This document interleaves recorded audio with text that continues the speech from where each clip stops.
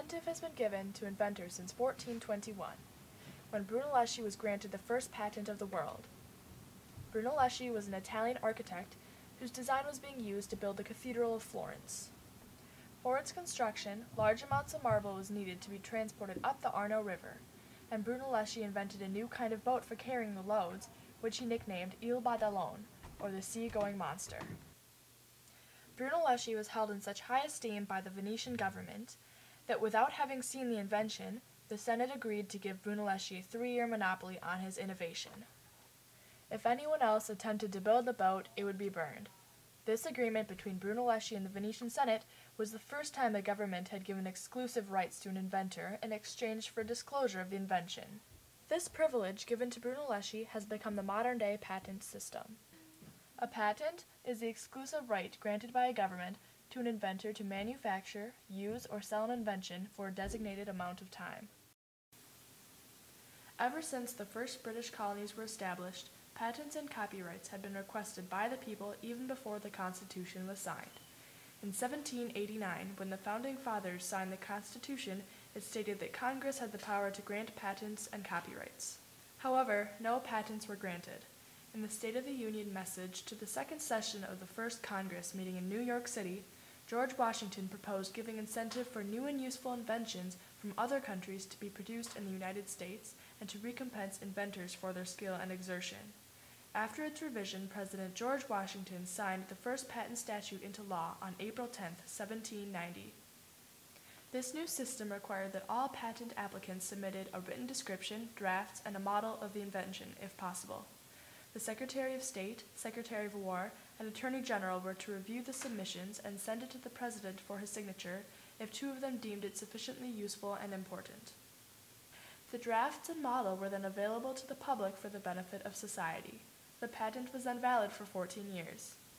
There are many issues with this patent system, however. The Patent Board was criticized because of the strictness in which they determined who would receive patents and the lack of appeal from the discretion of the Patent Board. The Patent Board could not spare enough time from their higher duties to review applications and to treat each with justice. There were several attempts to reform the patent system. On December 1, 1791, Thomas Jefferson wrote a bill to reform the patent law that would have eliminated all examination and left all decision of validity to the courts. All patents would have been registered by the Secretary of State. However, the bill was never introduced to Congress. Another attempt was made when Representative Alexander White proposed to appoint a Director of Patents, but the motion was rejected by Representative Samuel Livermore because of the expense it would require to pay another officer. The Act of 1793 was finally passed because the Patent Board was unable to spend sufficient time investigating individual patents. The Act abolished the Patent Board and stated that in this new system, patents would be recorded without any review and the courts would determine validity when necessary. This system lasted until the Patent Act of 1836 was passed, that created the first patent office. On December 15th of that year, the patent office burned down and all the 10,000 patents that had been issued were lost. Congress tried to restore and reproduce the most valuable and interesting files and models, but only 2,845 patents were restored. The patents lost in the fire were canceled. The Great Fire of 1836 was the last major disaster that struck the Patent Office. Today, the United States Patent and Trademark Office receives over 400,000 patent applications per year and approximately 1,867 applications each day. With receiving so many patents, the system has become backlogged with 1 million patents. On average, it takes 33 months for a patent application to be approved or rejected. There are differing points of view about whether or not the patent system should be reformed. The most popular opinion is that the United States Patent Office needs to be reformed. Congress has not changed the rules governing patents in over 50 years. Because of the high amount of applications to process, 70% of examiners work overtime unpaid, and as a result, the majority leave their jobs after 3 years. The Patent Office does not receive enough funding to retain the best staff, and the standard of examinations is low.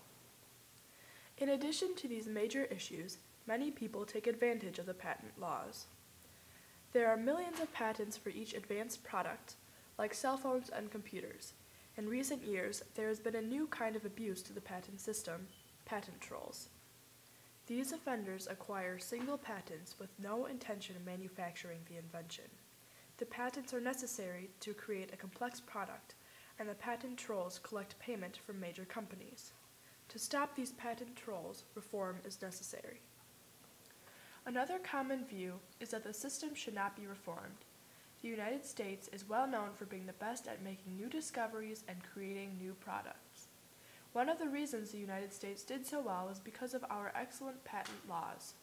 To reform would be to risk weakening the system that helped our economic growth. If the patent laws were reformed, innovation could decrease and therefore our economy would suffer. The last argument is that the patent system should be abolished. Society would benefit much better as a whole if everyone's ideas were shared. Patents create limitations on using ideas and therefore slows the development of a better world. In addition, every individual's knowledge comes from society, so it is not fair to exclude society from its own conclusions. In our opinion, patents are absolutely necessary. It rewards innovators, and without this incentive, people may not be as inclined to use their time and money to make inventions which develop society. A whole race cannot invent, only an individual can. So there must be a system to give incentive to each individual. If there were no patents, each innovator would have a competitive advantage in his trade, but his invention would be lost when he died. It is beneficial to humanity that all patents filed are better circulated and therefore more available for others to use for further innovations or improvements. We believe the system needs to be reformed. The Patent Office needs better funding to assess applications faster and a way to stop patent trolls. If the United States Patent and Trademark Office were reformed, it would help advance this country and all of humanity.